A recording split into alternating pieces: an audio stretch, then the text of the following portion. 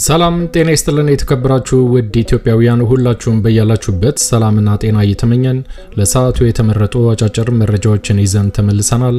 አዘጋጅና አቅራቢ ቶፕ ሚዲያ ነው። እስከ ፍጻሜው አብረን እንቆይ።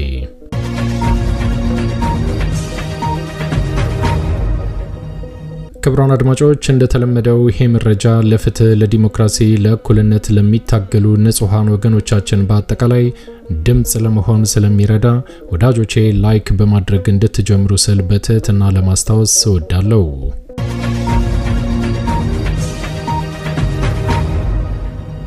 ውድ ኢትዮጵያውያን አሁን ይዤላችሁ የቀረብኩት መረጃ አጫጭር መረጃዎች ናቸው። የመጀመሪያው መረጃ በአማራ ክልል በተለያዩ ግንባሮች ላይ በከፍተኛ ሁኔታ እየተመታና እየተቀጠቀጠ የሚገኘው የአብይ አህመድ ወታደር ዛሬም በተለያዩ ግንባሮች ላይ የስርጭት አድማሱን አሰፍቶ ለማጥቃት የሞከረ ሲሆን በተመሳሳይ በአራቱም አቅጣጫ የሚንቀሳቀሰው የአማራ ፋኖ በሚወስደው የመልሶ ማጥቃት እርምጃ ከፍተኛ ድሎችን እያስመዘገበ ቀጥሏል ተብሏል። በወሎና በጎጃም የግንባር ውሎ ምን ይመስላል? ወደ እናንተ ከሚቀርቡት መረጃዎች መካከል ይገኛል። በሌላ መረጃ ደግሞ ሰሞኑን በወሎ አካባቢ በተወሰደበት የተቀናጀ ጠንካራ እርምጃ ከፍተኛ ሰብአዊና ቁሳዊ ጉዳት ያስተናገደው የአብይ አህመድ አገዛዝ በአንድ ግንባር ብቻ ከ250 ሚሊዮን ብር በላይ የሚገመት የጦር መሳሪያ በፋኖ በቁጥጥር ስር መግባቱ ይታወቃል። ይህንን ተከትሎ የደነገጠው የአብይ አህመድ አገዛዝ እጅግ በጣም በሚያሳዝን ሁኔታ በጤና ጣቢያ ላይ የድሮን ጥቃት እንደፈጸመ ተደርሶበታል። ይህንን በተመለከተ ቢቢሲ ከቦታው ያጠናቀረው መረጃ ወደ እናንተ ከሚደርሱት መረጃዎች መካከል ይገኛል። እስከ ፍጻሜው ከቆያችሁ ታዳምጣላችሁ።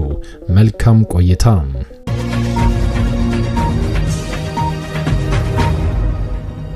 ክቡራን አድማጮች ቀዳሚ ወዳደረኩት መረጃ ሳልፍ በአማራ ክልል በተለያዩ ግንባሮች ላይ እጅግ በጣም በሚያስገርም ሁኔታ እየተመታና እየተቀጠቀጠ በርካታ የጦር መሳሪያውን እያስረከበ ወታደሮቹ እንደ ቅጠል እየረገፉ እድለኞቹ እየተማረኩ ዛሬም እየቃተተ የሚገኘው የአብይ አህመድ አገዛዝ ሰሞኑን በወሎ በደረሰበት ከፍተኛ ኪሳራ በድንጋጤ የጤና ጣቢያ ላይ ድሮን እንደሰነዘረ ተሰምቷል። ቢቢሲ ይሄንን አሳዛኝ ጥቃት በተመለከተ እንደሚከተለው ዘግቦታል። ቅዳሜ ጠዋት ነበረ መስከረም 17 ቀን 2018 ዓመተ ምህረት በሰሜን ወሎ ዞን ከወልዲያ ከተማ 20 ኪሎ ሜትር ርቀት ላይ በምትገኘው ሳንቃ ትንሽ ከተማ በሚገኘው ጤና ጣቢያ ህይወት እንደተለመደው ትቀጥል ነበረ። በሰሜን ወሎ ጤና ጣቢያ ላይ በተፈጸመ የድሮን ጥቃት 4 ሰላማዊ ሰዎች ሲገደሉ 10 ሰዎች ደግሞ መቁሰላቸውን የዓይን እማኞች ለቢቢሲ አረጋግጠዋል። በአማራ ክልል ሰሜን ወሎ ዞን ጉባ ላፍቶ ወረዳ ቅዳሜ መስከረም 17 ቀን 2018 ዓ.ም ጤና ጣቢያ ላይ በተፈጸመ የድሮን ጥቃት ነፍሰ ጡር እናትን ጨምሮ የ4 ሰላማዊ ሰዎች ህይወት ያለፈ ሲሆን ከ10 በላይ ሰዎች ደግሞ መቁሰላቸውን የዓይን እማኞችና የሕክምና ምንጮች ለቢቢሲ ተናግረዋል። ጥቃቱ ከዞኑና ከወረዳው ዋና ከተማ ወልዲያ 20 ኪሎ ሜትር ርቀት ላይ በምትገኘው ሳንቃ በተባለች የክላስተር ከተማ በሚገኝ ጤና ጣቢያ ላይ ከቀኑ 6 ሰዓት አካባቢ መፈጸሙን 4 የዓይን እማኞችና የአካባቢው ነዋሪዎች ተናግረዋል። የዞኑ አስተዳደር ስለ ጥቃቱና ስለደረሰው ጉዳት ለመናገር እንደማይችል ለቢቢሲ ተናግሯል። በስፍራው የነበሩ የጤና ጣቢያው አንድ ባለሙያ መሳሪያው በዋናነት ፊት ለፊት በሆነውና ታካሚዎች ተገኝተው በሚታከሙበት 5 ቁጥር በተባለው ክፍል ላይ ማረፉን ተናግረዋል። ከጥቃቱ እንደተረፉ የተናገሩት የጤና ባለሙያው ባልደረባ ጥቃቱ የደረሰበትን ቅጽበት ሲገልጹ ምንም ራሴን አላውቅም፣ መሬት ተሰንጥቆ የዋጠን ነው የመሰለን፣ ከጎኔ የነበሩት ሲወድቁ እኔን እግዚአብሔር ነው የከለለኝ ሲሉ እማኝነታቸውን ሰጥተዋል። ፍንዳታውን ሰምተው በፍጥነት አካባቢው ላይ መድረሳቸውን የተናገሩት ሌላ የዓይን እማኝ ጤና ጣቢያ ውስጥ የነበሩ የቤተሰብ አባላቸው ከጥቃቱ መትረፉን ገልጸው ዘግናኝ ሁኔታ መመልከታቸውን ለቢቢሲ ተናግረዋል። ወከባና ተጨማሪ የጥቃት ስጋት በመፈጠሩ በደመ ነፍስ የደማውም የተመታውም እየዘለለ ነው የወጣው ሲሉ ክስተቱን ተናግረዋል። የቆሰሉ ሰዎችን ማውጣታቸውንና አስከሬን ማንሳታቸውን የተናገሩት ሌላ የዓይን እማኝ ደግሞ ለመግለጽ የሚከብድ ሁኔታ መመልከታቸውን ተናግረዋል። ፍንጣሪው እንደ አሸዋ ነው፣ እንደ እሳት ነው የሚያቃጥለው ያሉት በሕይወት የተረፉት የጤና ባለሙያ ባልደረባ ጤና ጣቢያው ክፉኛ መጎዳቱን ሲገልጹ ከ5 ቁጥር ጀምሮ እስከ 7 ቁጥር ድረስ የለም ሲሉ የተቋሙ ክፍሎች መፈራረሳቸውን ገልጸዋል። ቢቢሲ የተመለከተውና በገለልተኛ አካል ማረጋገጥ ያልቻላቸው ፎቶግራፎችና ቪዲዮዎችም ጤና ጣቢያው ላይ የደረሰውን ጉዳት ያሳያሉ። የጤና ጣቢያው ባለሙያ ዓይናችን እያየ 4 ታካሚና አስታማሚዎች ሕይወታቸው አልፏል ሲሉ ለቢቢሲ ተናግረዋል። 3ቱ ልጆቻቸውን ሲያስታምሙ የነበሩ ወላጆች መሆናቸውንም ገልጸዋል። 2 የዓይን እማኞች እንደተናገሩትም በጥቃቱ 3 ሰዎች ወዲያውኑ ሕይወታቸው ማለፉን መመልከታቸውን ገልጸው ሟቾቹ ልጆቻቸውን ሲያስታምሙ የነበሩ እናትና አባት እንዲሁም ወደ ሕክምና ከሄዱ በኋላ ሕይወታቸው ያለፉ ለ2 ወራት በጤና ጣቢያው ተኝቶ እየታከመ የነበረ የአንድ ታካሚ አባት መሆናቸውንም ተናግረዋል። የጤና ባለሙያው እንደተናገሩትም 4ኛዋ ሟችን በተመለከተ ለመገላገል ጤና ጣቢያ የመጣች ነፍሰ ጡር ሴት መሆኗን ለቢቢሲ ተናግረዋል። ማዋለጃ ክፍል ላይ የሞተች እናት አለችም ብለዋል። አንዷ ነፍሰ ጡር ወልዳ ነበረ፣ አንደኛዋ እየወለደች እያለ ነው እዛው የሞተችው ሲሉ ተናግረዋል። አሁን ስንሰማ አዋላጅ ነርሱም እጁን ተመቷል ሲሉ ገልጸዋል። በጥቃቱ የጤና ባለሙያ ልጅ የሆነች የ6 ዓመት ሕፃንን ጨምሮ ከ10 በላይ ሰዎች መቁሰላቸውን እማኞቹ ተናግረዋል። ከነዚህም መካከል 8 የሚሆኑ ቁስለኞች የጤና ጣቢያው ባለሙያዎች መሆናቸውን ገልጸው ከ2 ቀናት በኋላ ሰኞ ቀን መንገድ ሲከፈት ቁስለኞቹ ወደ ወልዲያ ሆስፒታል መወሰዳቸውንም ተናግረዋል። የጤና ጣቢያውን የጽዳት ሰራተኛ ጨምሮ 6 ሰዎች ለሕክምና ወልዲያ ሆስፒታል መግባታቸውንና ከባድ ጉዳት ያጋጠማቸው 3 ቁስለኞችም ቀዶ ጥገና እየተደረገላቸው እንደሚገኝ የቢቢሲ ምንጮች አረጋግጠዋል። ጥቃቱ ሲፈጸም በመንግስት ኃይሎችና በፋኖ ኃይሎች መካከል ከተማ ውስጥ ግጭት እንዳልነበረ የገለጹት ነዋሪዎቹ፣ ይሁን እንጂ በወልዲያ ዙሪያ ባሉ አካባቢዎች በተለይም ጥቁር ውሃ በተባለ አካባቢ ከባድ ግጭት እንደነበረ ተናግረዋል። በዚህ ግጭት የቆሰሉ የፋኖ ኃይሎች ሳንቃ ጤና ጣቢያ መግባታቸውን ነዋሪዎች የተናገሩ ሲሆን አንድ የጤና ባለሙያም ከ10 የማያንሱ የፋኖ ታጣቂዎች ቆስለው በጤና ጣቢያው እየታከሙ እንደነበረ ለቢቢሲ አረጋግጠዋል። የጤና ጣቢያው ባልደረባን ጨምሮ ቢቢሲ ያነጋገራቸው ነዋሪዎች ጥቃቱ ቆስለው ሕክምና ላይ የነበሩ የፋኖ ታጣቂዎችን ኢላማ ያደረገ ሳይሆን አይቀርም ሲሉ ተናግረዋል። ነገር ግን የተገደሉትና የቆሰሉት በአጠቃላይ ንጹሃን ሰዎች ናቸው ተብሏል። ቢቢሲ ስለ ጥቃቱ የጠየቃቸው የሰሜን ወሎ ዞን የሰላምና ጸጥታ መምሪያ ምክትል ኃላፊ አቶ ፈለቀ ጌትነት ስለ ጥቃቱም ሆነ ስለደረሰው ጉዳት ማረጋገጥ አንችልም ሲሉ ተናግረዋል። አሁን አካባቢው የፋኖ ኃይሎች የሚንቀሳቀሱበት ቦታ ነው ብለዋል። እዛ ላይ ምን ተፈጸመ፣ ምን ጉዳት አለ የሚለውን ለማረጋገጥ እኛ ከማህበረሰቡ መረጃ መሰብሰብ አለብን ሲሉ ጥቃቱ ስለመፈጸሙ እንኳን ማረጋገጥ እንደማይችሉ ክደዋል። በአካባቢው የሚንቀሳቀሱ የፋኖ ኃይሎች ካለፈው ሳምንት ጀምሮ በሁለቱም የወሎ ዞኖች ዘመቻ መጀመራቸውንና ድል ማስመዝገባቸውን አሳውቀዋል። የአካባቢው ነዋሪዎች በዋናነት የሰሜን ወሎ ዞን ዋና መቀመጫ በሆነችው ወልዲያ ዙሪያ ከባድ ግጭት መቀስቀሱንና እንቅስቃሴዎች መስተጓጎላቸውን ተናግረዋል። አንድ የወልዲያ ከተማ ነዋሪ በወልዲያ ዙሪያ 2 ተፋላሚ ወገኖች ተፋጠው እንደሚገኙ ለቢቢሲ አረጋግጠዋል። ከወልዲያ ከተማ በቅርብ ርቀት ላይ የምትገኘው ሳንቃ ከተማ ሐሙስ መስከረም 15 2018 ዓ.ም ከሰዓት ጀምሮ በፋኖ ኃይሎች በቁጥጥር ስር መሆኗን ነዋሪዎች አረጋግጠዋል። የሳንቃ አካባቢ ማህበረሰብም ከፍተኛ ፍርሃት ውስጥ እንደሆነ ነዋሪዎቹ ተናግረዋል። ፈርተን መድኃኒት እንኳን ማውጣት አልቻልንም፣ ምክንያቱም ድሮን ይዞራል፣ ትላንትናም ሲዞር ነው የዋለው ብለዋል። እነሱም የፋኖ ኃይሎችም ተፋጠዋል። ምን እንደምንሆን ግራ ገብቶናል ሲሉ አንድ ነዋሪ ያሉበትን ሁኔታ ገልጸዋል። ሌላ ነዋሪ ደግሞ ሰው ሲወጣ አይታይም፣ አይንቀሳቀስም፣ በጣም የሚያስፈራ ነው፣ አስቸጋሪ ሁኔታ ውስጥ ያለ ነው በማለት ያሉበትን ሁኔታ አስረድተዋል።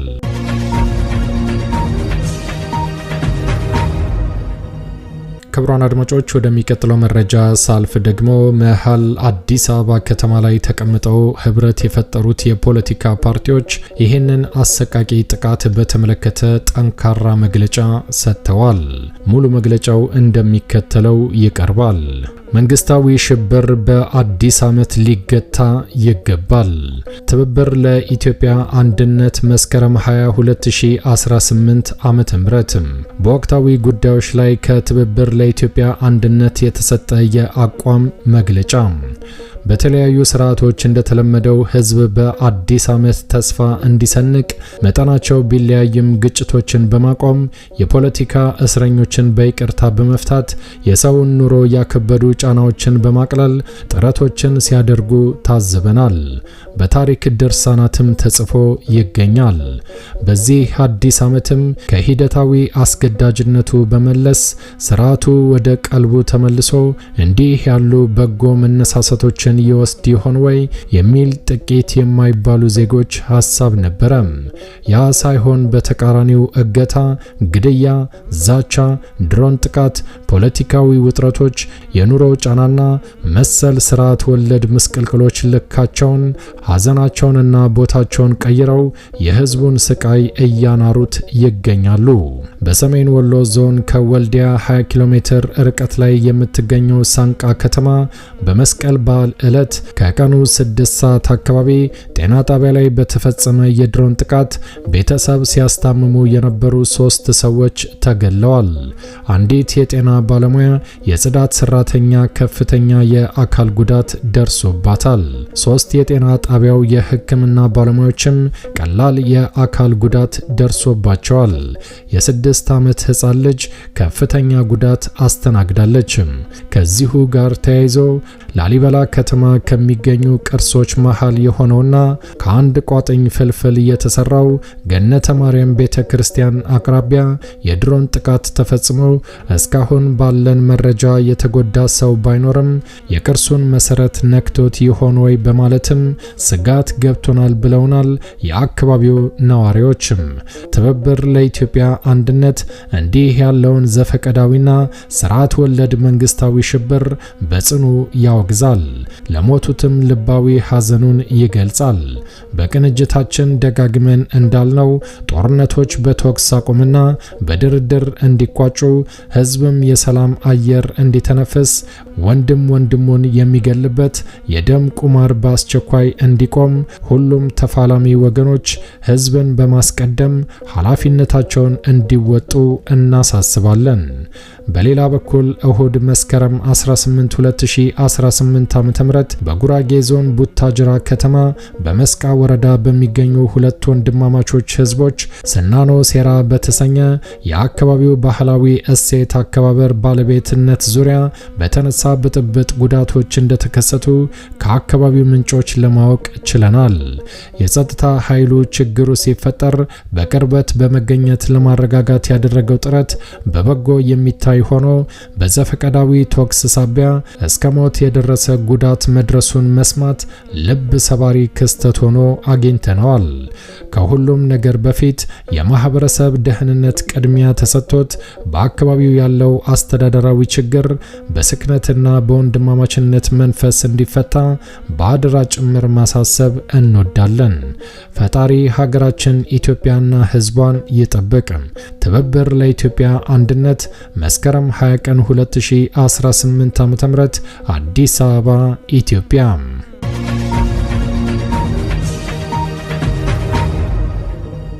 ክቡራን አድማጮች ወደሚቀጥለው መረጃ ሳልፍ ደግሞ በጎጃም አካባቢ ትላንትናና ዛሬ በቀጠለው ጠንካራ ውጊያ አብይ አህመድ ያሰማራው ወታደር በዚህ አካባቢም ከፍተኛ ጉዳት እያስተናገደ ቀጥሏል ተብሏል። ይህንን ጉዳይ በተመለከተ በጎጃም የሚንቀሳቀሰው በአርበኛ ፋኖ ዘመነ ካሴ የሚመራው የአፋባሃ አንዱ እዝ የሚከተለውን መረጃ ይፋ አድርጓል። ጠላት ሬሳውን እያንጠባጠበ ፈርጥጧል። የአፋባሃ ቴዎድሮስ እዝ ጎጃም አገው ምድር ክፍለ ጦር የቀኝ አዝማች ስሜነ ደስታ ብርጌድ አናብስቶች የአረመኔውን አገዛዝ ሰራዊት በደፈጣ ሁለት ቦታ ላይ በሚገባ ደቁሰውታል ብሏል። የቀኝ አዝማች ስሜነ ደስታ ብርጌድ ጉባለ አራተኛ ንስር ሻለቃ የአረመኔውን አገዛዝ ሰራዊት ከፋግታ በቱጅ በኩል ወደ ጉባላ በሚንቀሳቀስበት ጊዜ ባህር ሆድ ቡግሪ ወንዝ ላይ በደፈጣ ቆንጆቹ ጥቃት እንደፈጸሙበትና በብርሃን ፍጥነት ቆንጆቹ ጉባላ ከተማ በመከሰትም ለሁለተኛ ጊዜ በደፈጣ በወሰዱት ጠንካራ እርምጃ አብይ አህመድና ብርሃኑ ጁላ ያሰማሩት በርካታ ወታደር ከፍተኛ ጉዳት ደርሶበታል። በዚህ የደፈጣ ጥቃት በርካታ የአረመኔው አገዛዝ ወደ ላይኛው እስከ መጨረሻው የተሸኘ ሲሆን ገሚሱ ቁስለኛ በመሆን ወደ እንጅባራ ሆስፒታል ተወስዷል። በቆንጆቹ ምት የተበሳጨው ጠላትም አንድ የአይምሮ በሽተኛ የረሸነ ሲሆን በተጨማሪም ለንግድ ሥራ የሚንቀሳቀሱበትን አንድ ሞተር እንዳቃጠለም ተደርሶበታል። ድሉ ተጠናክሮ ይቀጥላል፣ ስቦ ማስገባትና መደምሰሱም ቀጥሏል ብለዋል አፋባሃ ቴዎድሮስ እዝ ጎጃም አገው ምድር ክፍለ ጦር።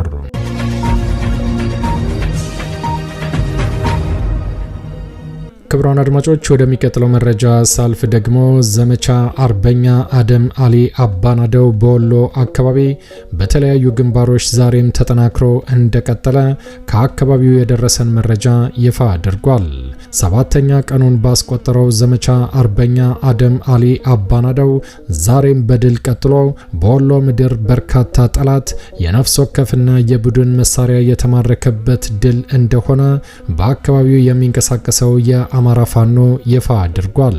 አፋባሃ ምስራቅ አማራ ቀጠና ሚኒሊክ እዝ የልጅ ኢያሱ ኮር ቤተ አማራ ክፍለ ጦር የአጼ ቴዎድሮስ ትንፋሽና የአስቻለው ደሴ ወንድም በአርበኛ አንዳሻው ጌታሁን ዋና አዛዥነትና በቢኒያም ማሞ ምክትል አዛዥነት ምታህት በሚመስል ፍጥነት ከአምባሰል ተራሮች ተምዘግዝገው በሽሎ ወንዝ በመሻገር መስከረም 20 ቀን 2018 ዓ.ም ከጠዋቱ 4 ሰዓት ጀምሮ እስከ ቀኑ 6 ሰዓት አካባቢ የተንታ ወረዳ ታዳጊ ከተሞችን ጨምሮ የወረዳው ዋና መቀመጫ የሆነችው እንጅባራን በመቆጣጠር የክፍለ ጦሩን የመሪዎች ድንቅ ጀግንነት፣ የተዋጊዎች ቁርጠኝነት የታየበት ድል ተመዝግቧል ሲል አመራሩ በላከው መግለጫ ይፋ አድርጓል።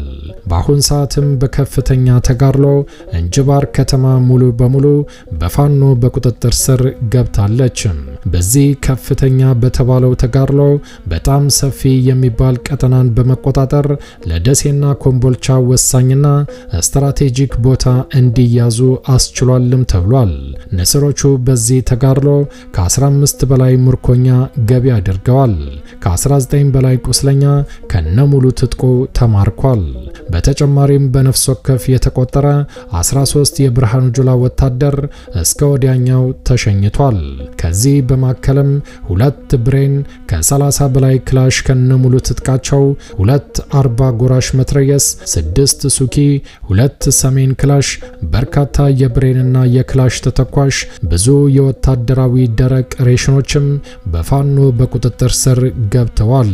በመጨረሻም ተንታን ከነ ዋና ከተማ በፋኖ በቁጥጥር ስር አስገብተዋታል። እንደ ክፍለ ጦሩ የህዝብ ግንኙነት ኃላፊ ፋኖ ፍስሐ ቀለሙ መረጃ ከሆነ ክፍለ ጦሩ የተቆጣጠረውን ከተማ ከማረጋጋት ጎን ለጎን ለሌላ ግዳጅ እየተዘጋጁ እንደሆነ ጠቁመዋል። መዳረሻው ድልና ነጻነት የሆነው የአማራ ህዝብ የህልውና ተጋድሎ ተጠናክሮ ይቀጥላልን ብለዋል። ህልውናችን በተባበረ ክንዳችን የአማራ ፋኖ ብሔራዊ ኃይል አፋባሃ ምስራቅ አማራ ቀጠና ሚኒሊክ እዝ የልጅ ኢያሱ ኮር የህዝብ ግንኙነት ኃላፊ መስከረም 20 ቀን 2018 ዓ.ም የከተማ መቆጣጠርና ከፍተኛ ድልን አስመልክቶ የተሰጠ መግለጫ።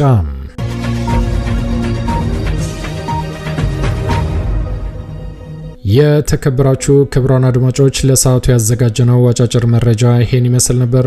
እንደወትሮ ለማስታወስ እንወዳለን ለቻናሉ አዲስ ከሆናችሁ ሰብስክራይብ በማድረግ የደወል ምልክቷን በመጫን ፈጣንና ታማኝ መረጃዎችን መከታተል ይችላሉ። አዘጋጅና አቅራቢ ቶፕ ሚዲያ ነበር።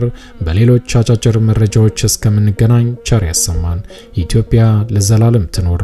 ዘረኝነት ይውደም።